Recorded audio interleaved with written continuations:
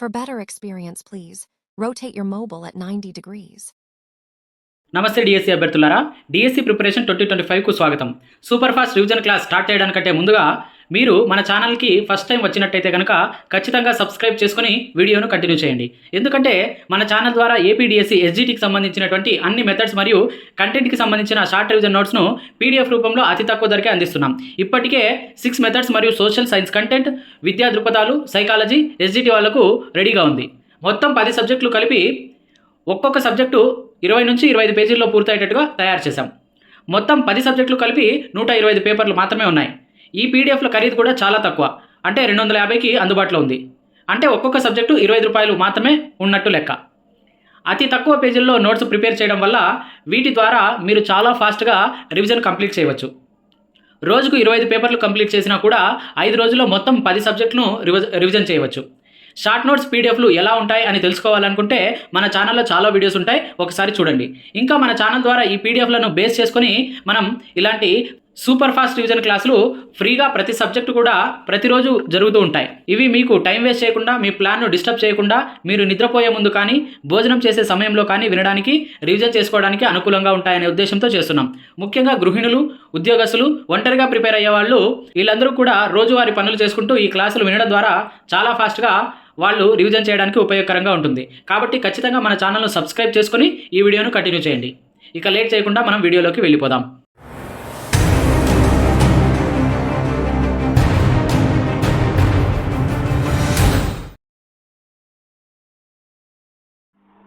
APDSC ఎస్జిటికి సంబంధించి మనం science కంటెంట్లో భాగంగా ఫిజిక్స్, కెమిస్ట్రీని కలిపి ఇంకా బయాలజీని కూడా కలిపి మొత్తం సైన్స్ కంటెంట్ని 33 పేజెస్గా మనం రివిజన్ నోట్స్ రాసామన్నమాట. ఈ షార్ట్ రివిజన్ నోట్స్లో మనం ఇంతకుముందే ఫిజిక్స్, కెమిస్ట్రీ మొత్తం టాపిక్స్ అన్ని కవర్ చేసాము. ఇక ఒకే ఒక టాపిక్ మిగిలిపోయింది, అది వచ్చేసి మనకి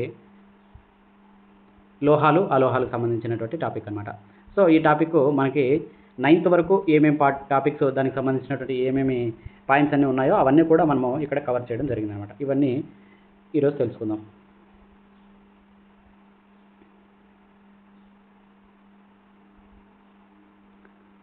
వస్తువులను వాటి ఆకారాలను బట్టి, అవి తయారైన పదార్థాలను బట్టి సమూహాలుగా వర్గీకరించారు. మన చుట్టూ ఉండే పదార్థాన్ని ఒకటి కానీ అంతకంటే ఎక్కువ కానీ పదార్థాలతో కానీ తయారు చేయబడ్డాయి. సాధారణంగా మన చుట్టూ ఉండే వస్తువులు గాజు, లోహం, ప్లాస్టిక్, కలప, పత్తి, కాగితం, మట్టి వంటి పదార్థాలతో తయారై ఉంటాయి. మన చుట్టూ ఉండేటువంటి పదార్థాలన్నీ కూడా ఒక వస్తువు ఒకే పదార్థంతో తయారై ఉండవచ్చు, లేక అనేక పదార్థాలతో తయారై ఉండవచ్చు. అలాగే ఒక పదార్థాన్ని వివిధ రకాల వస్తువుల తయారీలో వాడి ఉండవచ్చు. ఒక వస్తువు తయారీకి మనం ఎంపిక చేసుకునేటువంటి పదార్థం దాని ధర్మాలపై ఆధారపడి ఉంటుంది. మరియు ఆ వస్తువును ఎందుకు ఉపయోగిస్తాం అన్న అంశంపై కూడా ఆధారపడి ఉంటుంది. పదార్థాలు సాధారణంగా ఒకదానికొకటి భిన్నంగా ఉంటాయి. చెక్కతో పోల్చితే ఇనుము చాలా భిన్నంగా ఉంటుంది. చెక్క ఒక అలోహం, కానీ ఇనుము అనేది లోహం. ఇనుము, రాగి మరియు అల్యూమినియం లోహాలు కాబట్టి ఇవి చెక్కకు లేని ధర్మాలు ఇవి కలిగి ఉంటాయన్నమాట. సాధారణంగా లోహాలు తాంతవత, స్థరణీయత, ద్యుతిగుణం, ధ్వనిగుణం వంటి ధర్మాలను కలిగి ఉంటాయి. తర్వాత విద్యుత్ వాహకతను, ఉష్ణ వాహకతను కలిగి ఉంటాయన్నమాట ఈ లోహాలు. మనం ఇప్పుడు తాంతవత అని దాన్ని ఏమంటామంటే, తాంతవత అంటే ఏంటి అంటే సన్నని తీగలుగా తయారయ్యే గుణాన్ని తాంతవత అంటామన్నమాట. స్థరణీయత అంటే పల్చటి రేకులుగా తయారయ్యేటువంటి గుణాన్ని స్థరణీయత అంటాం. ద్యుతి అంటే మెరిసే గుణం. ధ్వని గుణం అంటే శబ్దంను విడుదల చేయ గుణం. విద్యుత్ వాహకత అంటే తమ గుండా విద్యుత్ను ప్రసరింపజేసేటువంటి గుణం. ఉష్ణ వాహకత అంటే తమ గుండా ఉష్ణాన్ని ప్రసరింపజేసే గుణం.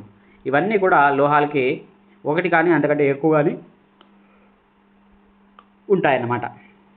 అత్యధిక తాంతవతను ప్రదర్శించే లోహం బంగారం. సాధారణంగా లోహాలన్నీ కూడా ద్యుతిగుణంను ప్రదర్శిస్తాయి. కొన్ని లోహాలు తరచూ గాలి, తేమ చర్య వల్ల తమ ద్యుతిగుణాన్ని కోల్పోయి కాంతి విహీనంగా కనిపిస్తాయి. ఉదాహరణకి ఇనుము తుప్పు. ఇటువంటి లోహాలను కొత్తగా కోయబడిన కొన వద్ద లేదా రుద్దినప్పుడు లోపల ఉన్నటువంటి అసలైన లోహం అనేది మనకు కనబడుతుంది. పైన ఉన్నటువంటి తుప్పు కాకుండా లోపల ఉన్నటువంటి అసలైన లోహం అది మెరుపును కలిగి ఉంటుంది, అంటే ద్యుతిగుణాన్ని కలిగి ఉంటుంది అనమాట. ఇక పదార్థాల దృఢత్వం, గట్టిదనం తీసుకుంటే వివిధ పదార్థాలను చేతిలో నొక్కినప్పుడు కొన్నింటిని సంపీడనం చెందించవచ్చు. కొన్నిటి కష్టంగా మరికొన్నిటిని ఈజీగా సంపీడనం చెందించడం సులభంగా ఉంటుంది.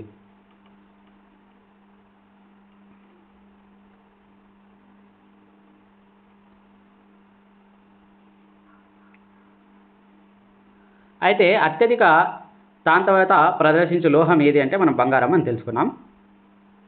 ఇంకా పదార్థాల యొక్క దృఢత్వం అంటే కొన్ని బాగా గట్టిగా ఉంటాయి, కొన్ని మెత్తగా ఉంటాయి. సంపీడనం చెందించగలిగే పదార్థాలను మెత్తటి పదార్థాలు, మృదువైన పదార్థాలు అంటాం. ఉదాహరణకు దూది లేదా స్పాంజి. ఇవి సులభంగా సంపీడనం చెందించవచ్చు. సంపీడనం చెందించలేని పదార్థాలను దృఢమైన లేదా గట్టి ధనం కలిగినటువంటి పదార్థాలు అంటారు. ఉదాహరణకి ఇనుము, ఇంకా లోహాలు. సో ఇవన్నీ కూడా ద్యుతి, గట్టిదనం, గరుకుదనం, నునుపుదనం వంటి భిన్న ధర్మాలను కలిగి ఉంటాయన్నమాట పదార్థాలు ఏవైనా కూడా. నీటిలో కరిగే పదార్థాలు, నీటిలో కరగని పదార్థాలుగా కూడా మనం పదార్థాలని డివైడ్ చేయవచ్చు. అయితే నీటిలో కలిసి ఉన్నప్పుడు పూర్తిగా కరిగిపోయే పదార్థాలను నీటిలో కరిగిపోయే పదార్థాలు అంటారు. ఉదాహరణకి ఉప్పు, పంచదార మొదలైనవి. నీటిలో కరగని పదార్థాలు అంటే నీటితో కలిసినప్పుడు కరగని పదార్థాలను నీటిలో కరగని పదార్థాలు అంటారు. ఉదాహరణ ఇసుక, రంపపు పొట్టు, శుద్ధముక్క పొడి మొదలైనవి. వెనిగర్, నిమ్మరసం వంటి ద్రవాలు నీటితో బాగా కలిసిపోతాయి. ఆవ నూనె, కొబ్బరి నూనె, కిరోసిన్లు నీటిలో కలవలేవు. ఇవి నీటి ఉపరితలంపై ఒక ప్రత్యేక పొరగా ఏర్పడతాయి. కొన్ని వాయువులు నీటిలో కరుగుతాయి, మరికొన్ని కరగవు. సాధారణంగా నీటిలో కొద్ది మోతాదులో కొన్ని వాయువులు కరిగి ఉంటాయి.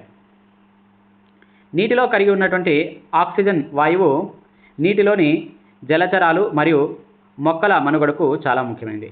నీటిలో తేలే పదార్థాలు, నీటిలో మునిగే పదార్థాలుగా మనం పదార్థాలని వర్గీకరణ చేసుకోవచ్చు. అయితే నీటి సాంద్రత కంటే తక్కువగా సాంద్రత ఉన్నటువంటి పదార్థాలను మనం ఏమంటామంటే నీటిలో తేలే పదార్థాలు అంటాం. అవి ఆవ నూనె, కొబ్బరి నూనె, కిరోసిన్, మంచుగడ్డ, ఎండుటాకులు మొదలైనవి. మంచుగడ్డలు, కిరోసిన్ వంటివి నీటిపై తేలుటకు కారణం వాటి సాంద్రత నీటి సాంద్రత కంటే తక్కువగా ఉండడం. అయితే నీటిలో మునిగి ఉండేటువంటి పదార్థాలు చూసుకుంటే నీటి సాంద్రత కంటే ఎక్కువగా వాటి సాంద్రత ఉంటే ఆ పదార్థాలు నీటిలో మునుగుతాయి. ఉదాహరణకి రాయి, ఇనుము మొదలైనవి. కొన్ని వస్తువులు ఒక ఆకారంలో ఉన్నప్పుడు నీటిలో తేలుతాయి, కానీ వాటి ఆకారం మారినప్పుడు అవి నీటిలో మునుగుతాయి. ఉదాహరణకి ఓడ. అయితే మనము ఇనుమును నీటిలో ముంచవచ్చు, కానీ ఇనుముతో తయారైనటువంటి ఓడని నీటిలో తేలుతుందన్నమాట. ఇంకా కాంతి ప్రసార ధర్మాన్ని తీసుకొని పదార్థాలని అపారదర్శక పదార్థాలు, పారదర్శక పదార్థాలు, పాక్షిక పారదర్శక పదార్థాలు అని మనం విభజించాం. ఇది కాంతి అనే లెసన్లో తెలుసుకున్నాం. పదార్థాలను ఈ విధంగా సమూహాలుగా విభజించడం వల్ల వాటి ధర్మాలలో క్రమత్వాన్ని పరిశీలించటకు అనుకూలంగా ఉంటుంది. వేర్వేరు పదార్థాలు వేర్వేరు భిన్న ధర్మాలను కలిగి ఉంటాయి. పదార్థాలను మన అనుకూలత కోసం మరియు వాటి ధర్మాల అధ్యయనం కోసం కొన్ని సమూహాలుగా వర్గీకరించబడతాయన్నమాట. అయితే ఇప్పుడు లోహాలు అనేటువంటి పాయింట్ తీసుకుంటే, లోహాల యొక్క భౌతిక ధర్మాలు తీసుకుంటే, మూలకాలను వాటి భౌతిక ధర్మాల ఆధారంగా సమూహాలుగా విభజించడం చాలా సులువైన మార్గం. వాటి ఉపరితలమును గరుకు కాగితంతో రుద్ది బాగా శుభ్రం చేసి మరలా చూసిన లోహాలు శుద్ధ స్థితిలో ఉన్నప్పుడు వాటి ఉపరితలం మెరుపును కలిగి ఉంటుంది. ఈ ధర్మాన్ని లోహ ద్యుతి అంటారు. సాధారణంగా లోహాలు దృఢంగా ఉంటాయని తెలుస్తుంది. వాటి దృఢత్వం ఒక లోహం నుంచి మరొక లోహానికి మారుతూ ఉంటుంది. అంటే కొన్ని లోహాలు దృఢంగా, కొన్ని లోహాలు మృదువుగా ఉంటాయి. కొన్ని లోహాలను సుత్తితో కొట్టినప్పుడు పల్చని రేకులుగా మార్చుటను మనం గమనిస్తాం. ఈ ధర్మాన్ని సరణీయత అంటారు. బంగారం మరియు వెండి లోహాలు అధిక సరణీయతను కలిగి ఉంటాయి. లోహాలను సన్నని తీగలుగా మార్చగలిగే సామర్థ్యాన్ని తాంతవత అంటారు. బంగారం అధిక తాంతవతను కలిగినటువంటి లోహం. 1 గ్రామ్ బంగారాన్ని 2 కిలోమీటర్ల పొడవు గల తీగగా మార్చవచ్చు. మన అవసరాలకు అనుగుణంగా లోహాలకు వివిధ రూపాలను ఇవ్వగలుగుతున్నామంటే వాటి సరణీయత మరియు తాంతవతలే కారణం. లోహాలు మంచి ఉష్ణవాహకాలని మరియు అధిక ద్రవీభవన స్థానాలు కలిగి ఉంటాయని మనం తెలుసుకోవచ్చు. మంచి ఉష్ణవాహకాలంటే ఉష్ణాన్ని ప్రసరింపజేస్తాయి. అధిక ద్రవీభవన స్థానాలంటే అవి కరగాలంటే ఎక్కువ ఉష్ణాన్ని దానికి ఇవ్వాల్సి ఉంటుందన్నమాట. తర్వాత వెండి మరియు రాగి ఉత్తమ ఉష్ణవాహకాలు. వాటితో పోలిస్తే సీసం మరియు పాదరసం అధమ ఉష్ణవాహకాలు అని తెలుస్తుంది. దృఢమైన తలానికి కొట్టినప్పుడు ధ్వని ఉత్పత్తి చేసే లోహాలను ధ్వని గుణం కలిగినవి అని చెప్తారు. ఇంకా అలోహాల గురించి తీసుకుంటే, అలోహాలు ద్వితి, ధ్వనిగుణం, తాంతవత, సరణీయత, ఉష్ణవాహకత, విద్యుత్ వాహకత వంటి ధర్మాలను కలిగి ఉండని మూలకాలను అలోహాలు అంటారు. కార్బన్, ఆక్సిజన్, అయోడిన్, సల్ఫర్ ఇవి కొన్ని అలోహాలు. కార్బన్, ఆక్సిజన్, అయోడిన్, సల్ఫర్ ఇవి కొన్ని అలోహాలు. లోహపు వంట పాత్రలను వేడి చేసినప్పుడు ఆ వస్తువును పట్టుకొనుటకు చెక్క లేదా ప్లాస్టిక్ పిడులను వాటికి బిగిస్తారు. దీనికి కారణం అలోహాలు. ఉష్ణాన్ని తమ గుండా ప్రసరింపజేయవు కాబట్టి వాటిని అలోహాలను మనం పిడులుగా ఉపయోగిస్తాం.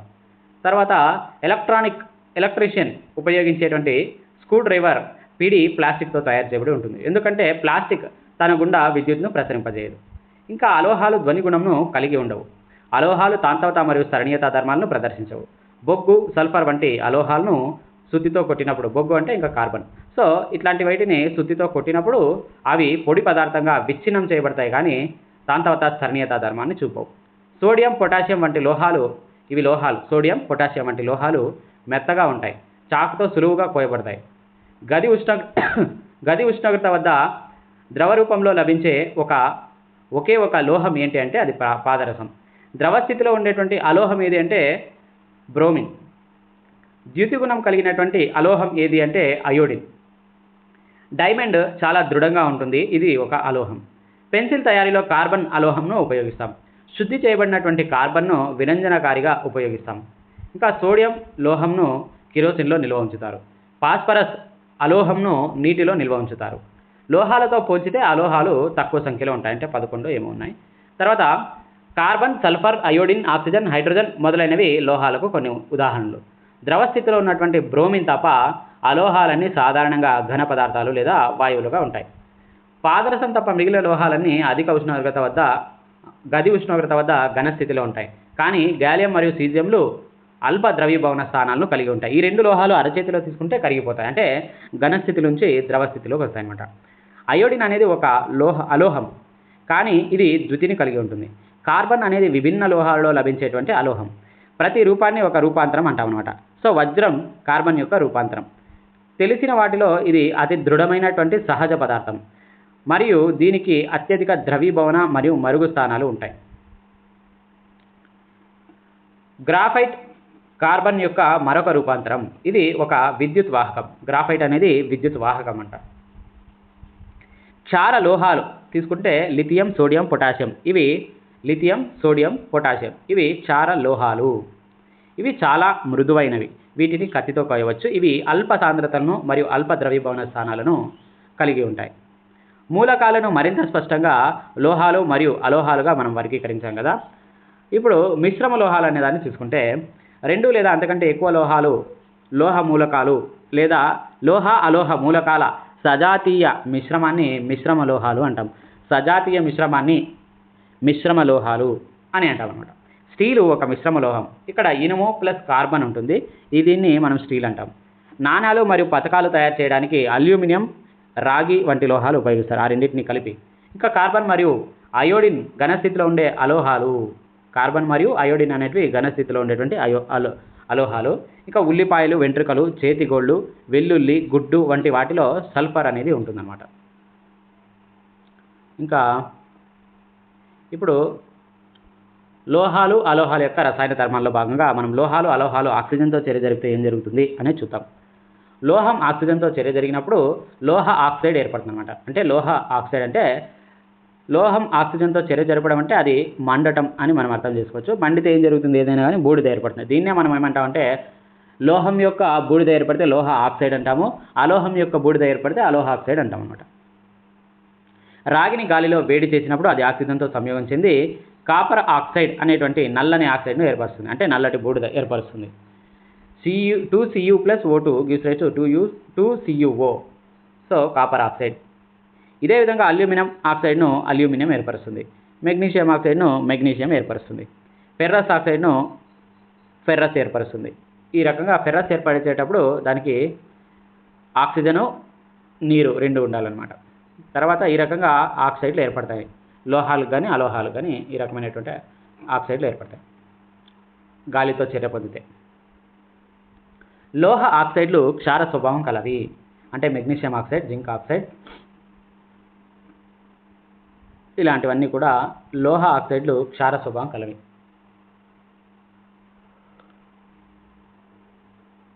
Magnesium oxide, zinc oxide, copper oxide ఇవన్నీ కూడా లోహ ఆక్సైడ్లన్నీ క్షార స్వభావం కలిగి ఉంటాయి. ఈ లోహ ఆక్సైడ్లను నీటిలో కలిపితే మనకి ఏం ఏర్పడుతుందంటే క్షారాలు ఏర్పడతాయి. తుప్పు మరియు మెగ్నీషియం ఆక్సైడ్ ఎరుపు లిట్మస్ను నీలి రంగులోకి మారుస్తాయి. తుప్పు మరియు మెగ్నీషియం ఆక్సైడ్లు ఎరుపు లిట్మస్ను నీలిరంగులోకి మారుస్తాయి. కాబట్టి వీటి స్వభావం క్షార స్వభావం. రాగి పాత్ర ఎక్కువసేపు తేమ గాలికి గురైనప్పుడు దానిపై మెరవని ఆకుపచ్చ పూత ఏర్పడుతుంది. ఈ ఆకుపచ్చ పదార్థం కాపర్ హైడ్రాక్సైడ్ కాపర్ కార్బోనేట్ల మిశ్రమం అనమాట. ఇది కాపర్ మీద అంటే రాగి పాత్రల మీద తుప్పులాగా మనకి కనబడుతుంది అనమాట. మనం అన్ని లోహాలు ఆక్సిజన్తో ఒకే రేటుతో చర్య జరపవని మనం తెలుసుకోవచ్చు. ఆక్సిజన్తో వేర్వేరు లోహాలు వేర్వేరు చర్యాశీలతను ప్రదర్శిస్తాయి. అయితే పొటాషియం మరియు సోడియం వంటి లోహాలు చాలా ఉధృతంగా చర్య జరిపి బయట ఉంచినప్పుడు మంటలు అంటుకుంటాయి. కాబట్టి భద్రపరచడానికి మరియు ప్రమాదవశాత్తు వచ్చే మంటలను నిరోధించడానికి వీటిని కిరోసిన్లో మునిగేలా చేస్తారు. అంటే ఇది ఆక్సిజన్ తగిలితే చాలు వెంటనే మండుతుంది అని దాని మీనింగ్. కాబట్టి మనం నీటిలో పెట్టాలన్నా కానీ నీటిలో కరిగే ఆక్సిజన్ ఉంటుంది కాబట్టి ఇక్కడ కిరోసిన్లో ఉంచుతామన్నమాట. సాధారణ ఉష్ణోగ్రత వద్ద మెగ్నీషియం, అల్యూమినియం, జింక్, సీసం వంటి లోహాల ఉపరితలాలు ఒక పలుచని ఆక్సైడ్ పొరతో కప్పబడి ఉంటాయి. ఈ రక్షిత ఆక్సైడ్ పొర ఆ లోహాలను మరింత ఆక్సీకరణ చెందకుండా కాపాడతాయి అన్నమాట. సో ఇనుమును వేడి చేస్తే మండదు, కానీ ఇనుప రజను బర్నర్ జ్వాలలో చల్లినప్పుడు తీవ్రంగా మండుతుంది. కాపర్ మండదు, కానీ వేడి లోహంపై నల్లని కాపర్ ఆక్సైడ్ పొర పూయబడి ఉంటుంది అన్నమాట. సో బంగారం అత్యధిక ఉష్ణోగ్రత వద్ద కూడా ఆక్సిజన్తో చర్య జరపదు. ఈ రకంగా ఆక్సిజన్తో చర్యాశీలత అనేది చాలా తక్కువ నుంచి ఎక్కువ వరకు చూసుకోవచ్చు అనమాట. అంటే తొందరగా చర్య జరిపేది ఏది? పొటాషియం, సోడియం అనేవి తొందరగా చర్య జరుపుతాయి. ఇంకా తర్వాత దాన్ని మనము కిరోసిన్లో ఉంచుతాం. ఇంకా తర్వాత మెగ్నీషియం, అల్యూమినియం, జింక్, సీసం ఇవన్నీ కూడా పలుచని ఆక్సైడ్ పొర ఏర్పరచుకొని ఉంటాయి. అంటే అంత తొందరగా ఇవి చర్య జరపవు అని దాని మీనింగ్ అనమాట. ఇంకా వేడి చేస్తే కొన్ని చర్య జరుపుతాయి అన్నమాట ఆక్సిజన్తో. అది మనం ఇనుము అని తీసుకోవచ్చు అనమాట. తర్వాత బంగారం అనేది అత్యధిక ఉష్ణోగ్రతల వద్ద కూడా ఆక్సిజన్తో చర్య జరపలేదు అని తెలుసుకున్నాం. ఇంకా అలోహాలు ఆక్సిజన్తో చర్య జరిపితే అప్పుడు ఏం జరుగుతుంది? అలోహ ఆక్సైడ్లు ఏర్పడతాయి. అంటే sulphur oxide, nitrogen oxide, copper oxide, carbon oxide, carbon dioxide ఇట్లాంటివి, నైట్రోజన్ డయాక్సైడ్, సల్ఫర్ డయాక్సైడ్ ఇలాంటివి ఏర్పడతాయి అన్నమాట. సో లోహ ఆక్సైడ్లు ఆమ్ల స్వభావాన్ని కలిగి ఉంటాయి. ఇవి నీలిరంగు లిట్మస్ పేపర్ను ఎరుపు రంగులోకి మారుస్తాయి. సల్ఫర్ ఆక్సైడ్ యొక్క స్వభావాన్ని మనం పరీక్షించాలి అంటే సల్ఫర్ అనే దాన్ని ఆక్సిజన్తో చర్య జరిపినప్పుడు ఏర్పడినటువంటి వాయువు పేరు సల్ఫర్ డయాక్సైడ్. ఈ సల్ఫర్ డయాక్సైడ్ను నీటిలో కరిగించినప్పుడు ఆమ్లం ఏర్పడుతుంది. అంటే H2SO3. ఇది సల్ఫ్యూరిక్ ఆమ్లం ఏర్పడుతుంది. సల్ఫ్యూరిక్ ఆమ్లము నీలి లిట్మస్ కాగితాన్ని ఎరుపు రంగులోకి మారుస్తుంది అన్నమాట. అనగా SO2 యొక్క స్వభావం అంటే అలోహ ఆక్సైడ్ యొక్క స్వభావం ఆమ్ల స్వభావం అని తెలుస్తుంది. తర్వాత ఇప్పుడు అలోహాలు నీటితో చర్య కనుక చూసుకుంటే ఫస్ట్ మనం లోహాలు చూద్దాం. లోహాలు నీటితో చర్య పొంది ఒక లోహ ఆక్సైడ్ మరియు హైడ్రోజన్ వాయువుని విడుదల చేస్తాయి. లోహాలు నీటితో చర్య పొంది ఒక లోహ ఆక్సైడ్ మరియు హైడ్రోజన్ వాయువుని విడుదల చేస్తాయి. నీటిలో కరగగలిగే లోహ ఆక్సైడ్లు దానిలో కరిగి తర్వాత లోహ హైడ్రాక్సైడ్ను ఏర్పరుస్తాయి. కానీ అన్ని లోహాలు నీటితో చర్య జరపవు. ఇప్పుడు మనం లోహంకి నీరు కలిపితే లోహ ఆక్సైడ్ మరియు హైడ్రోజన్ ఏర్పడుతుంది అని మాట్లాడుతున్నాం. అంటే నీరు విడిపోయి ఆక్సిజన్ అనేది లోహంతో సంయోజనం చెంది హైడ్రోజన్ సపరేట్గా విడిపోతుంది అనమాట. ఆ రకంగా మనకి లోహ ఆక్సైడ్ నీరు కలిపినప్పుడు లోహ హైడ్రాక్సైడ్ ఏర్పడుతుంది. అయితే అన్ని లోహాలు కూడా ఈ రకంగా ప్రవర్తించవు అని మనకు తెలుస్తుంది. మెగ్నీషియం రిబ్బన్ను మండించినప్పుడు అది తెల్లని ప్రకాశవంతమైన జ్వాలతో మండటాన్ని మనం గమనించవచ్చు. ఏర్పడిన బూడిదను సేకరించి నీటిలో కరిగించే చాలా లోహాలు క్షార ఆక్సైడ్లను ఇస్తాయి. సో అది క్షార ఆక్సైడ్లను ఇస్తాయి అనమాట. లోహ ఆక్సైడ్లన్నీ కూడా మనం క్షార ఆక్సైడ్లు అని కూడా అనవచ్చు అనమాట. అన్ని లోహాలలో సోడియం లోహం అధిక చర్యాశీలత కలది. ఇది ఆక్సిజన్ మరియు నీటితో తీవ్రంగా చర్య జరుపుతుంది. ఈ చర్యలో అధిక ఉష్ణం విడుదలవుతుంది. అందువల్ల సోడియం లోహంను కిరోసిన్లో నిల్వ చేస్తారు. ఇనుము నీటితో చాలా నెమ్మదిగా చర్య జరుపుతుంది. తర్వాత సోడియంతో పోల్చితే మెగ్నీషియం తక్కువ చర్యాశీలత కలిగి ఉంటుంది. ఆక్సిజన్తో మండించడం ద్వారా జింక్, ఇనుము, రాగి లేదా సీసం వంటి లోహాల చర్యాశీలతను అంచనా వేయడానికి మనకు ఇది అంతగా సహాయపడదు. కాబట్టి ఈ లోహాల చర్యాశీలత క్రమాన్ని నిర్ధారించటకు మనం మరికొన్ని చర్యలను చూడాల్సిన అవసరం ఉంది. అయితే పొటాషియం మరియు సోడియం వంటి లోహాలు చల్లని నీటితో కూడా చాలా తీవ్రంగా చర్య జరుపుతాయి. సోడియం పొటాషియం సందర్భంలో ఈ చర్య చాలా తీవ్రమైనది మరియు ఉష్ణ మోచక చర్య అంటే ఉష్ణాన్ని విడుదల చేస్తుంది. ఇందులో వెలువడినటువంటి హైడ్రోజన్ వెంటనే మండుతుంది, అది కారణం. తర్వాత నీటితో అంటే పొటాషియంని నీటితో కలిపినప్పుడు అది ఉధృతంగా ఉష్ణశక్తి విడుదలయ్యి హైడ్రోజన్ వాయువు కూడా ఎక్కువగా విడుదలై హైడ్రోజన్ మండుతుంది అనమాట. సో ఆ ఉష్ణశక్తికి హైడ్రోజన్ మండిపోతుంది, అక్కడ పొటాషియంలో అది జరుగుతుంది. ఇంకా సోడియంను నీటితో కలిపినప్పుడు NaOH అనేటువంటి జలద్రావణము తర్వాత హైడ్రోజన్ ఉష్ణశక్తి ఏర్పడతాయి. అట్లే ఉష్ణశక్తి బయటికి విడుదల చేయడం వల్ల అక్కడ హైడ్రోజన్ అనేది మండే స్వభావం కలిగి ఉంటుంది అనమాట, మండుతుంది. తర్వాత కాల్షియం దీనికి నీటిని కలిపినప్పుడు కాల్షియం హైడ్రాక్సైడ్ మరియు హైడ్రోజన్ వాయువు ఏర్పడుతుంది అనమాట. సో ఇక్కడ కాల్షియం హైడ్రాక్సైడ్ బుడగల రూపంలో ఏర్పడినటువంటి హైడ్రోజన్ వాయువు లోహ ఉపరితలాన్ని అంటుకొని ఉండటం వల్ల కాల్షియం నీటిపై తేలుతుందన్నమాట. అంటే నీటిలో మనం కాల్షియం పదార్థాన్ని వేసినప్పుడు ఆ కాల్షియము నీటితో చర్య పొంది అక్కడ హైడ్రోజన్ వాయువుని బుడగల రూపంలో విడుదల చేస్తుంది. అంటే పైన సోడియం తర్వాత పొటాషియంతో పోలిస్తే ఇక్కడ తక్కువ హైడ్రోజన్ విడుదలవుతుంది. ఈ హైడ్రోజన్ కూడా బుడగల రూపంలో ఉంటుంది. ఈ బుడగలు కాల్షియం పదార్థానికి అంటుకొని ఉండటం వల్ల అది పైన తేలుతుందంట, నీటిపైన. అయితే మెగ్నీషియం చల్లని నీటితో చర్య జరపదు. ఇది వేడి నీటితో చర్య జరిపి మెగ్నీషియం హైడ్రాక్సైడ్ మరియు హైడ్రోజన్ వాయువుని ఏర్పరుస్తుంది. మెగ్నీషియం కూడా హైడ్రోజన్ వాయువు బుడగలు దాని ఉపరితలాన్ని అంటుకొని ఉండటం వల్ల అది నీటిపై తేలుతుంది. ఇంకా అల్యూమినియం, ఇనుము మరియు జింక్ వంటి లోహాలు చల్లని నీటితో కానీ వేడి నీటితో కానీ చర్య జరపవు. కానీ ఇవి నీటి ఆవిరితో చర్య జరిపి వాటి లోహ ఆక్సైడ్లను మరియు హైడ్రోజన్ వాయువును ఏర్పరుస్తాయి.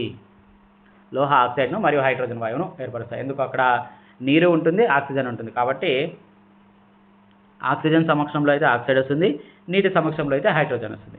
ఈ రకంగా మనం గుర్తుపెట్టుకోవాలన్నమాట.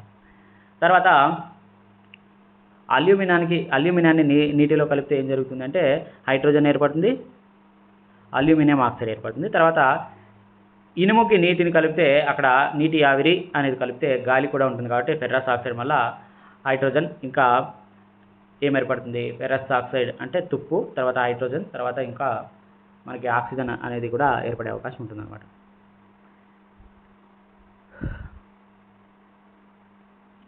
అలోహాలు నీటితో చర్య చూసుకుంటే, ఇంతకుముందు మనం లోహాలు నీటితో చర్య చూసుకున్నాం.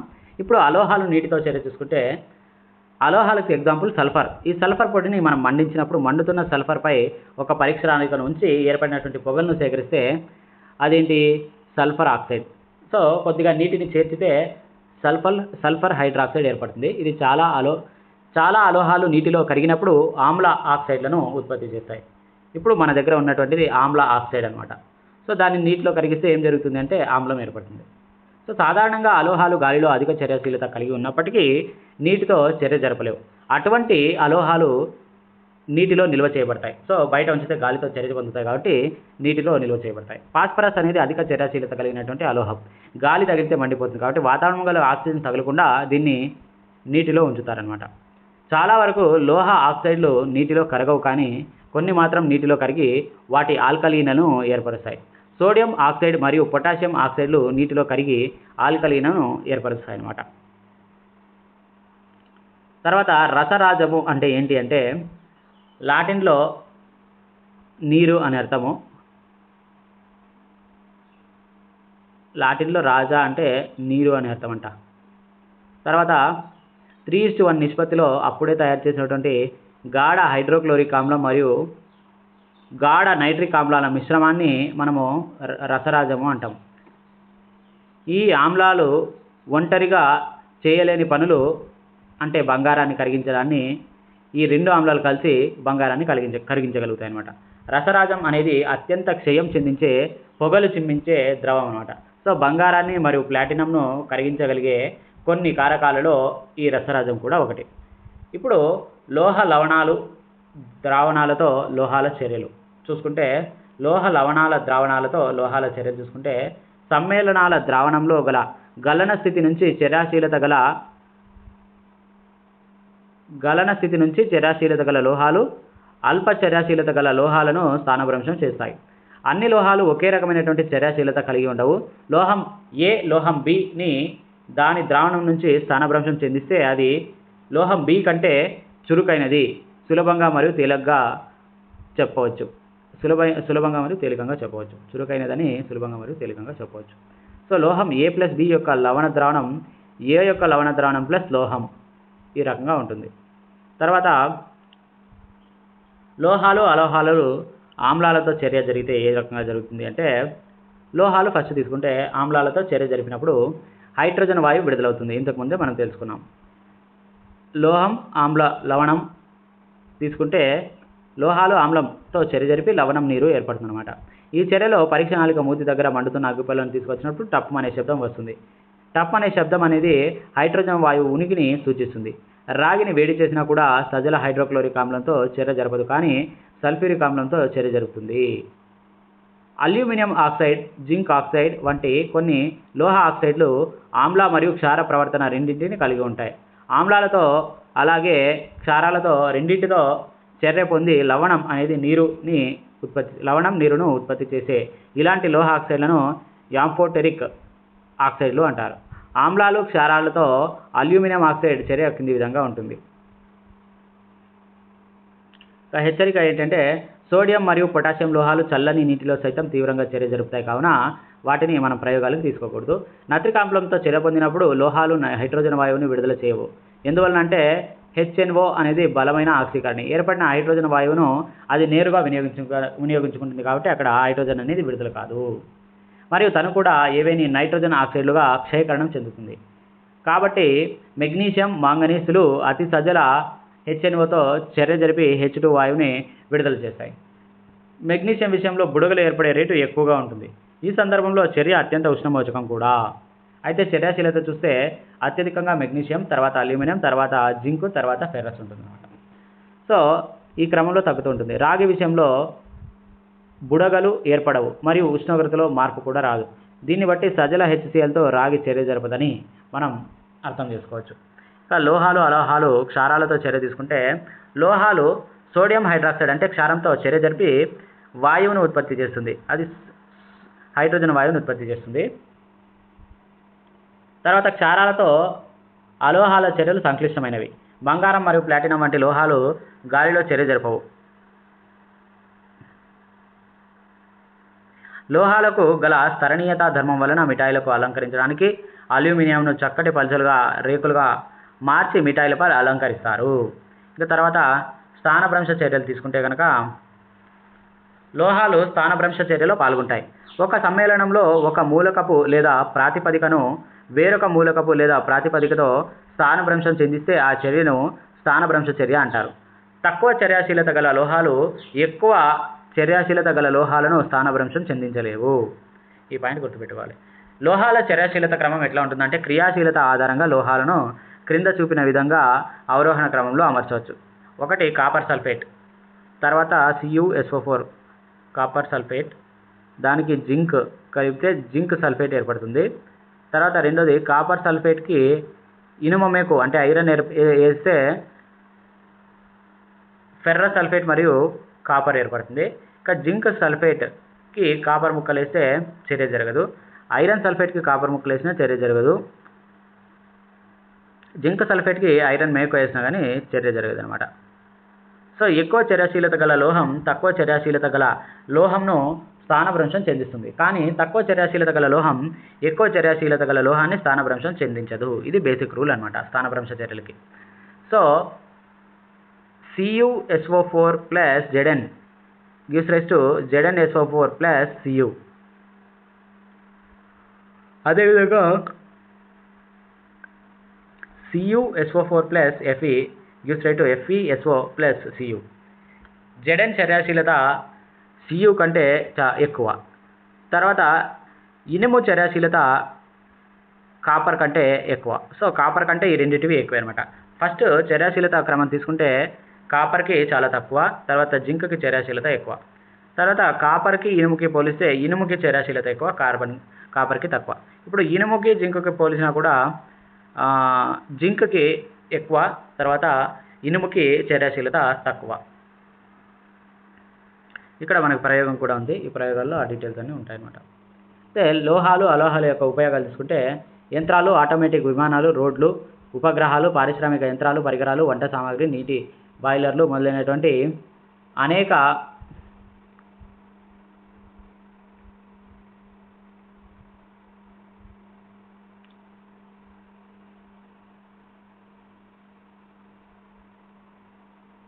వస్తువుల తయారీలో లోహాలను ఉపయోగిస్తారు. అన్ని జీవరాశులు జీవించడానికి శ్వాసక్రియలో అవసరం అలోహం, ఆక్సిజన్. ఇంకా మొక్క ఎదుగుదలకు వాడే ఎరువుల్లో ఉపయోగించే అలోహాలు నైట్రోజన్, ఫాస్ఫరస్. నీటిని శుద్ధి ప్రక్రియలో అలోహాన్ని ఉపయోగిస్తారు, అది క్లోరిన్. యాంటీసెప్టిక్గా గాయాలపై పూసే ఊదా రంగు ద్రావణంలో అలోహమే వాడతారు, అది అయోడిన్. తర్వాత టపాసుల్లో అలోహాలు ఉపయోగిస్తారు, అది సల్ఫర్, ఫాస్ఫరస్. మొక్కల్లో మెగ్నీషియం ఉంటుంది. ఇంకా తర్వాత మనం మూలకాల గురించి తెలుసుకుంటే, మన శరీరంలోని రక్తం ఉత్పత్తికి ఇనుము చాలా అవసరం. మానవ శరీరంలో గల ఇనుము 70% ఎర్ర రక్త కణాల్లో ఉంటుంది. ఒక పదార్థాన్ని రసాయన చర్యల ద్వారా చల్లబరచడం లేదా వేడి చేయడం లేదా విద్యుత్ విశ్లేషణ ద్వారా మరియు విచ్ఛిన్నం చేయలేకపోతే ఆ దానిని మూలకం అంటామన్నమాట. సల్ఫర్, కార్బన్ మరియు ఇనుములు కొన్ని మూలకాలు. పరమాణువు అనేది మూలకం యొక్క అతి చిన్న యూనిట్ అనమాట. ఒకే మూలకపు నమూనా ఒకే రకమైనటువంటి పరమాణువులో కలిగి ఉంటుంది. మూలకంలోని భౌతిక మార్పుల వలన ఒక మూలకపు పరమాణువు ప్రభావితం కాదు. ద్రవ సల్ఫర్ పరమాణువు లేదా ఘన వాయు రూపంలో సల్ఫర్ పరమాణువులు ఒకేలా ఉంటాయి. విశ్వంలో మనకు అనంతమైన వివిధ రకాల పదార్థాలు ఉన్నప్పటికీ ఈ పదార్థాలను మనం లోహాలు, అలోహాలుగా ఈ పదార్థాలు మనం ఏర్పరుస్తున్న మూలకాల సంఖ్య పరిమితం కాబట్టి సహజంగా ఏర్పడినటువంటి మూలకాలు 94 కన్నా ఎక్కువగా లేవు. ముఖ్యంగా మూలకాలను లోహాలు, అలోహాలుగా వర్గీకరించారు. మూలకాలు చాలా వరకు లోహాలు, మిగిలినవి అలోహాలు లేదా అర్ధలోహాలు. లోహాల రెండింటిని ధర్మాలను అర్ధలోహాలు కలిగి ఉంటాయి. ఇంకా మీకు తెలుసా అనే టాపిక్ చూస్తే కనుక, అల్యూమినియంపై మందమైన ఆక్సైడ్ పొరను ఏర్పరిచే ప్రక్రియను యానోడీకరణ అంటాం. గాలిలో ఉంచినప్పుడు అల్యూమినియం పైన ఒక పలుచని ఆక్సైడ్ పొర ఏర్పడుతుంది. ఈ అల్యూమినియం ఆక్సైడ్ పొర అల్యూమినియంను మరింత క్షయం చెందించకుండా నిరోధిస్తుంది. ఈ ఆక్సైడ్ పొర మందం పెరిగితే దాని యొక్క నిరోధకత కూడా మరింత పెరుగుతుంది. యానోడీకరణ ప్రక్రియలో ఒక శుభ్రమైన అల్యూమినియం వస్తువు యానోడ్గా చేసి సజల సల్ఫ్యూరిక్ ఆమ్లంతో విద్యుత్ విశ్లేషణ చేస్తారు. యానోడ్ వద్ద విడుదలైనటువంటి ఆక్సిజన్ వాయువు అల్యూమినియంతో చర్య పొంది దానిని ఒక మందమైనటువంటి ఆక్సైడ్ రక్షణ పొరను ఏర్పరుస్తుంది. ఈ ఆక్సైడ్ పొరకు సులభంగా రంగును అద్ది ఆ వస్తువును మరింత ఆకర్షణీయంగా తయారు చేయవచ్చు. ఇది మ్యాటర్ అన్నమాట. నెక్స్ట్, లవణాల భౌతిక స్థితి చూసుకుంటే, అయానిక సమ్మేళనాలన్నీ ఘన స్థితిలో ఉంటాయి మరియు కొంత గట్టిగా కూడా ఉంటాయి. దీనికి కారణం ధన, రుణ అయాన్ల మధ్య ఉన్నటువంటి బలమైనటువంటి ఆకర్షణ. అయానిక పదార్థాలు సాధారణంగా పెలుసుగా ఉంటాయి మరియు వీటిపైన పీడనాన్ని ఉపయోగించినప్పుడు ఇవి ముక్కలుగా విడిపోతాయి. ద్రవీభవనం మరియు మరుగు స్థానాలు తీసుకుంటే, సాధారణంగా అయానిక సమ్మేళనాలు అత్యధిక ద్రవీభవనం మరియు మరుగు స్థానాలను కలిగి ఉంటాయి. దీనికి కారణం వాటి మధ్య గల బలమైన అంతర అయానిక ఆకర్షణను విచ్ఛిన్నం చేయడానికి అధిక శక్తిని వాడుకోవాలి. ఇంకా ద్రావణీయత అంటే ఎలక్ట్రోవేలెంట్ సమ్మేళనాలు సాధారణంగా నీటిలో కరుగుతాయి మరియు కిరోసిన్, పెట్రోల్ మొదలగు ద్రావణంలో కరగవు. ఇంకా విద్యుత్ వాహకత అంటే ఏంటంటే, ఒక ద్రావణం గుండా విద్యుత్ యొక్క ప్రవాహం ఆవేశపూరిత కణాల చలనం వల్ల కలుగుతుంది. నీటిలో కరిగినటువంటి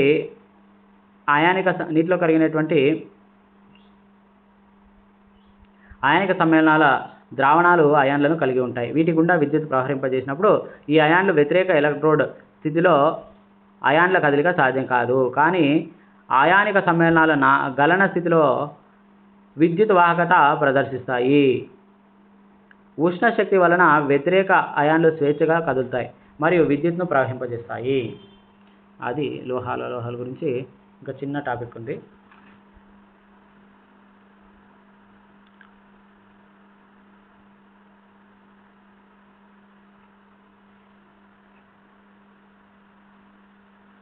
ఇది వచ్చేసి మనకి లోహాలు ఆక్సిజన్తో చర్య, నీటితో చర్య, తర్వాత నీటి ఆవిరితో చర్య, బలమైన విలీన ఆమ్లాలతో చర్య, తర్వాత క్లోరిన్తో వేడిమి చర్య, ఇట్లా ఒక టేబుల్. ఇది 10th క్లాస్ టెక్స్ట్ బుక్లో ఉంది. దీనంతా కూడా ఒకసారి చూసుకుంటే బెటరు.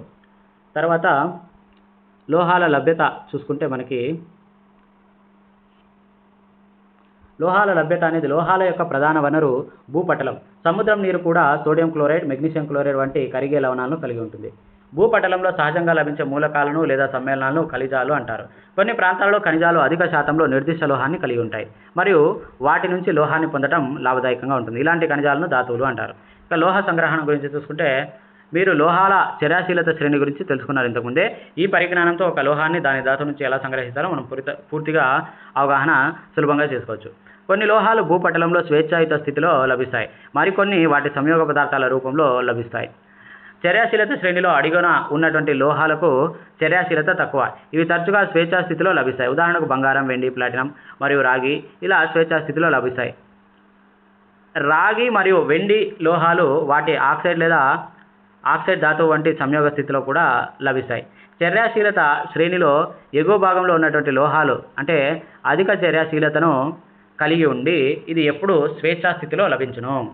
ఇక చర్యాశీలత శ్రేణిలో మధ్యలో ఉన్నటువంటి మూలకాలు జెడెను, ఫెరస్, ప్లంబం మొదలైనవి మధ్యస్థ చర్యాశీలతను కలిగి ఉంటాయి. ఈ భూపటలంలో ముఖ్యంగా ఆక్సైడ్లు, సల్ఫైడ్లు లేదా కార్బోనేట్ల రూపంలో లభిస్తాయి. అనేక లోహాల యొక్క ధాతువులు ఆక్సైడ్లని మనం తెలుసుకుంటాం. దీనికి కారణం ఆక్సిజన్ అధిక చర్యాశీలత కలిగి మరియు భూమిపై అత్యధికంగా లభించేటువంటి మూలకం అన్నమాట. ఇక చర్యాశీలత ఆధారంగా లోహాలను మనం 3 వర్గాలుగా విభజించవచ్చు. అవి అల్ప చర్యాశీలత కలిగినటువంటి లోహాలు, మధ్యస్థ చర్యాశీలత కలిగినటువంటి లోహాలు, అధిక చర్యాశీలత కలిగినటువంటి లోహాలు. ఇంకా ప్రతి వర్గంలో ఉండేటువంటి లోహాలను పొందడానికి వేర్వేరు పద్ధతులను ఉపయోగిస్తారు.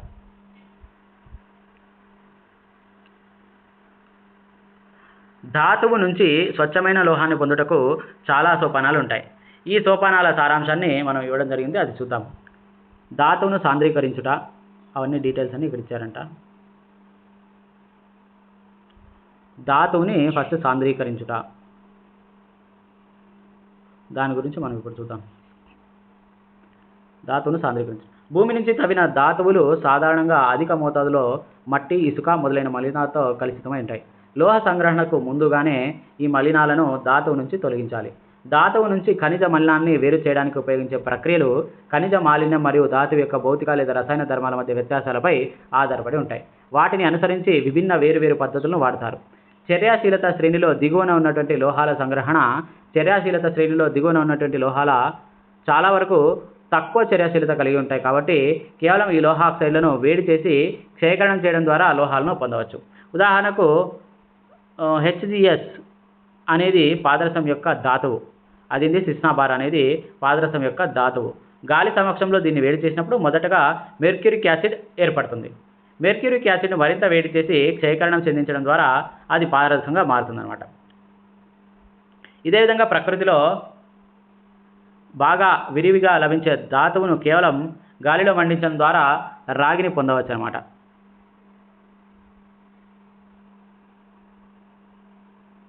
ఇంకా నెక్స్ట్ చర్యాశీలత శ్రేణిలో మధ్యలో ఉండేటువంటి లోహాల సంగ్రహణం ఏ విధంగా చేస్తారంటే, చర్యాశీలత శ్రేణిలో మధ్యలో ఉన్నటువంటి ఇనుము, జింక్, సీసం, రాగి వంటి లోహాలు మధ్యస్థ చర్యాశీలతను కలిగి ఉంటాయి. ఇవి సాధారణ సల్ఫైడ్లు లేదా కార్బోనేట్లుగా ప్రకృతిలో లభిస్తాయి. సల్ఫైడ్ మరియు కార్బోనేట్ల నుంచి లోహాన్ని సంగ్రహించడం కంటే ఆక్సైడ్ల నుంచి సంగ్రహించడం సులభం. అందువల్ల క్షయకరణం కంటే ముందు లోహ సల్ఫైడ్లు మరియు కార్బోనేట్లు ఆక్సైడ్లుగా మార్చాలి. సో సల్ఫైడ్ ధాతువును అధిక గాలి సమక్షంలో బాగా వేడి చేసి ఆక్సైడ్లుగా మారుస్తారు. ఈ ప్రక్రియను భర్జనం అంటారు. కార్బోనేట్ ధాతువును తక్కువ గాలి సమక్షంలో ఎక్కువ వేడి చేసి ఆక్సైడ్లుగా మారుస్తారు. ఈ ప్రక్రియను భస్మీకరణం అంటారు. జింక్ ధాతువు యొక్క భర్జనం మరియు భస్మీకరణలో జరిగే రసాయన చర్యలను మనం ఈ కింది రకంగా చూస్తామన్నమాట. భర్జనం అనేది, భస్మీకరణం అనేది. కార్బన్ వంటి సరైన క్షయకరణ కారకాలు ఉపయోగించి ఈ లోహ ఆక్సైడ్లను సంబంధిత లోహాలుగా క్షయకరణం చెందిస్తారు. ఉదాహరణకి జింక్ ఆక్సైడ్ ఉంది కదా, దీన్ని కార్బన్ సమక్షంలో వేడి చేసినప్పుడు అది జింక్ లోహంగా క్షయకరణం చెందుతుంది. ఇక లోహాలు వాటి సంయోగ పదార్థాల నుంచి పొందడం కూడా ఒక క్షయకరణ ప్రక్రియే. లోహ ఆక్సైడ్లను లోహాలుగా క్షయకరణం చెందించకు కార్బన్ను ఉపయోగించడంతో పాటు అల్యూమినియం కొన్ని స్థానభ్రంశ చర్యలను కూడా ఉపయోగించవచ్చు. దీనికి అధిక చర్యాశీలత గల సోడియం, కాల్షియం, అల్యూమినియం వంటి లోహాలను క్షయకరణకారులుగా ఉపయోగించవచ్చు. ఎందువల్లంటే ఇవి అల్ప చర్యాశీలత గల లోహాలను వాటి సమ్మేళనం నుంచి స్థానభ్రంశం చెందిస్తాయి. ఉదాహరణకు మెగ్నీషియం ఆక్సైడ్ను అల్యూమినియం పొడితో కలిపి వేడి చేసినప్పుడు ఈ రకంగా చర్య వస్తుంది. అంటే మెగ్నీషియం ఆక్సైడ్ ప్లస్ 4 అల్యూమినియం అణువులు వేసుకుంటే 3 మెగ్నీషియం మరియు అల్యూమినియం ఆక్సైడ్ వస్తుంది అన్నమాట. ఈ రకంగా రైలు పట్టాలను అతికించుటకు థర్మైట్ ప్రక్రియ అనేది వాడతారు. స్థానభ్రంశ చర్యలు అధిక ఉష్ణమోచకాలు. ఉత్పత్తి అయిన ఉష్ణ పరిమాణం చాలా ఎక్కువ. అందువల్ల ఈ చర్యలో ఉత్పత్తి అయినటువంటి లోహం ద్రవ స్థితిలో లభిస్తుంది. నిజానికి అల్యూమినియంతో ఇనుము ఆక్సిజన్ ఇనుము ఆక్సైడ్ అనేది ఫెరస్ ఆక్సైడ్ అనేది ఈ చర్యను రైలు పట్టాలను లేదా విరిగిపోయిన యంత్ర విభాగాలను అతికించడానికి ఉపయోగిస్తారు. ఈ చర్యను థర్మైట్ చర్య అంటారు. Fe2O3 అంటే ఫెరస్ ఆక్సైడ్కి అల్యూమినియం కలిపి ఫెరస్ను తర్వాత అల్యూమినియం ఆక్సైడ్గా విభజించడాన్ని ఆ ప్రక్రియలో ఉష్ణం అనేది విడుదలవుతుంది అన్నమాట. ఇక నెక్స్ట్ చర్యాశీలత శ్రేణిలో ఎగువ భాగంలో ఉండేటువంటి లోహాలు వీటిని సంగ్రహించడం చాలా కష్టము. సో చర్యాశీలత ఎగువ భాగంలో ఉన్నటువంటి లోహాలన్నీ చాలా చురుకైనవి. వీటి సమ్మేళనాలను కార్బన్తో కలిపి వేడి చేసి ఈ లోహాలను పొందలేము. సో కాబట్టి ఉదాహరణకు సోడియం, మెగ్నీషియం, కాల్షియం, అల్యూమినియం మొదలగు ఆక్సైడ్లు వాటి లోహాలుగా కార్బన్ క్షయకరణం చెందించలేదు. దీనికి కారణం ఈ లోహాలు కార్బన్తో కంటే ఆక్సిజన్తో చురుకుగా బంధంలో ఉంటాయి. ఈ లోహాలను విద్యుత్ విశ్లేషణ క్షయకరణం ద్వారా పొందుతారు. ఉదాహరణకు సోడియం, మెగ్నీషియం మరియు కాల్షియంలను వీటి ద్రవ క్లోరైడ్ల విద్యుత్ విశ్లేషణ ద్వారా మనం వీటిని పొందుతాం. లోహ క్యాథోడ్ అంటే రుణావేశిత ఎలక్ట్రోడ్ వద్ద పోగవుతాయి. లోహాలు రుణావేశిత ఎలక్ట్రోడ్ వద్ద పోగవుతాయి. కాగా యానోడ్ ధనావేశిత ఎలక్ట్రోడ్ వద్ద క్లోరిన్ వాయువు వెలువడుతుంది. ఈ చర్యలను మనం క్రింది విధంగా చూపించవచ్చు. అది క్యాథోడ్ వద్ద Na సోడియం ప్లస్ ఈ Na 2Cl Cl plus 2 electrons. ఆ రకంగా అక్కడ ఎలక్ట్రాన్స్ కోల్పోతే ఇక్కడ ఎలక్ట్రాన్స్ను గ్రహించడం జరుగుతుంది. ఈ విధంగా అల్యూమినియం ఆక్సైడ్ యొక్క విద్యుత్ విశ్లేషణ సేకరణం ద్వారా అల్యూమినియంను పొందవచ్చు.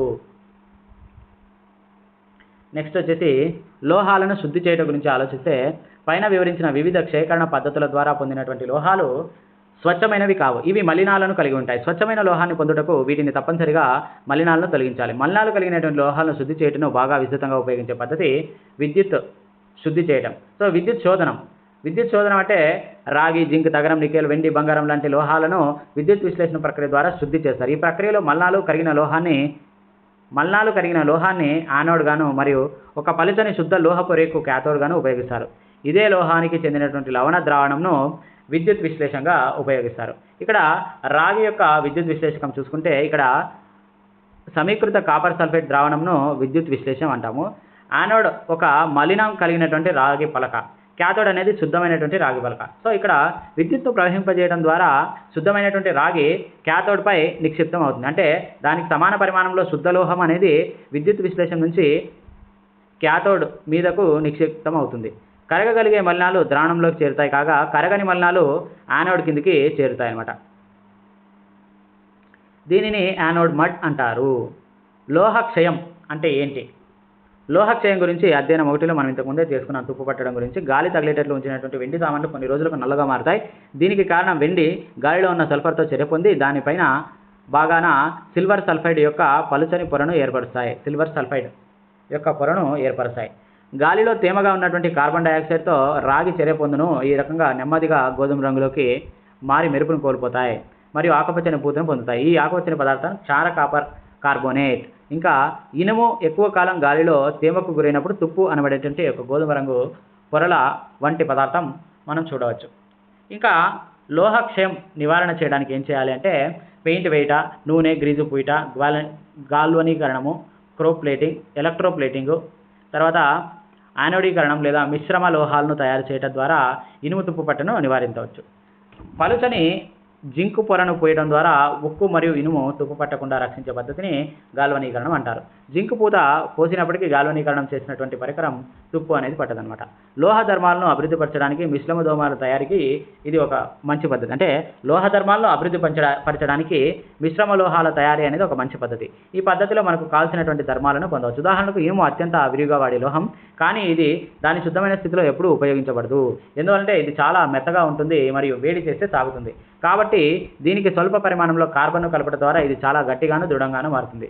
ఇనుముకు నికెల్ మరియు క్రోమియం లోహాలను కలిపినప్పుడు మనం ఉక్కును పొందుతాం. చాలా దృఢంగా ఉంటుంది ఇది మరియు తుప్పు పట్టదు. కనుక ఇనుమును ఇతర పదార్థాలతో కలిపినప్పుడు దాని ధర్మాలు మారుతాయి. అంతేకాకుండా ఏ లోహమైనా ఇతర పదార్థాలతో కలిపినప్పుడు దాని ధర్మాలు మారుతాయి. ఆ కలిపే పదార్థం లోహం లేదా అలోహంగానే అయి ఉండొచ్చు. మిశ్రమ లోహం అనేది 2 లేదా అంతకంటే ఎక్కువ లోహాలు లేదా ఒక లోహం మరియు ఇంకొక అలోహం యొక్క సజాతీయ మిశ్రమం. మొదటగా ప్రాథమిక లోహాన్ని కరిగించి దానిని తయారు చేస్తారు. తర్వాత దానిలో నిర్దిష్ట పరిమాణంలో ఇతర మూలకాలను కరిగిస్తారు. తర్వాత దీన్ని గది ఉష్ణోగ్రత వద్ద చల్లారుస్తారు. ఈ రకంగా మిశ్రమ లోహాలు తయారవుతాయి. స్వచ్ఛమైనటువంటి బంగారము 24 క్యారెట్ల బంగారం అని పిలువబడుతుంది. ఇది చాలా మెత్తగా ఉంటుంది, కావున ఆభరణాలు తయారు చేయడానికి అనువుగా ఉండదు. దీనిని వెండి లేదా రాగితో కలిపి మిశ్రమం లోహం తయారు చేసినప్పుడు ఇది గట్టిపడుతుంది. సాధారణంగా భారతదేశంలో ఆభరణాలు తయారు చేయడానికి 22 క్యారెట్ల బంగారాన్ని ఉపయోగిస్తారు. దీని అర్థం 22 భాగాల స్వచ్ఛమైన బంగారం, 2 భాగాల ఆ, రాగి లేదా వెండితో కలిపినటువంటి మిశ్రమ లోహం ఉంటుందన్నమాట. మిశ్రమ లోహంలో ఒక లోహం పాదరసం అయితే ఆ మిశ్రమాన్ని అమాల్గం అంటారు. ఒక మిశ్రమ లోహం యొక్క విద్యుత్ వాహకత మరియు ద్రవీభవన స్థానం వాటి శుద్ధ లోహాల కంటే తక్కువగా ఉంటుంది. ఉదాహరణకి రాగి మరియు జింకు యొక్క మిశ్రమ లోహమైనటువంటి ఇత్తడి, రాగి తగరముల యొక్క మిశ్రమ లోహమైనటువంటి కంచు మంచి విద్యుత్ వాహకాలు కావు, కానీ రాగిని విద్యుత్ వలయాలు తయారు చేయడానికి ఉపయోగిస్తారు. సాల్డర్ అనేది సీసం మరియు తగరములటువంటి మిశ్రమ లోహం ఇది.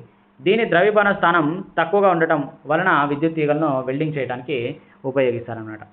పురాతన భారతీయ లోహ శాస్త్రం యొక్క అద్భుతం ఏంటి అంటే, ఢిల్లీలో కుతుబ్ మినార్ వద్ద గల ఇనుప స్తంభం సుమారు 1600 సంవత్సరాల క్రితం భారతీయ కమ్మరుల చేత నిర్మించబడింది. వారు ఇనుము తుప్పు పట్టకుండా నిరోధించే పద్ధతిని అభివృద్ధిపరిచారు. ప్రపంచంలోని అన్ని ప్రాంతాల నుంచి శాస్త్రవేత్తలు ఈ స్తంభం యొక్క తుప్పు నిరోధకత యొక్క నాణ్యత కోసం పరిశీలించారు. ఈ ఇనుప స్తంభం 8 మీటర్ల పొడవు మరియు 6 టన్నుల బరువు, అంటే 6000 కేజీల బరువు ఉంటుందన్నమాట. ఇది లోహాలు అలోహాల గురించి. ఇంకా సైన్స్ టాపిక్ కూడా అయిపోయింది, అంటే ఫిజిక్స్ అయిపోయింది, కెమిస్ట్రీ అయిపోయింది, బయాలజీ అయిపోయింది, ఇంతటితో సైన్స్ అయిపోయింది. ఇంకా తర్వాత నెక్స్ట్ ఇంకొక సబ్జెక్ట్ పట్టుకుందాం.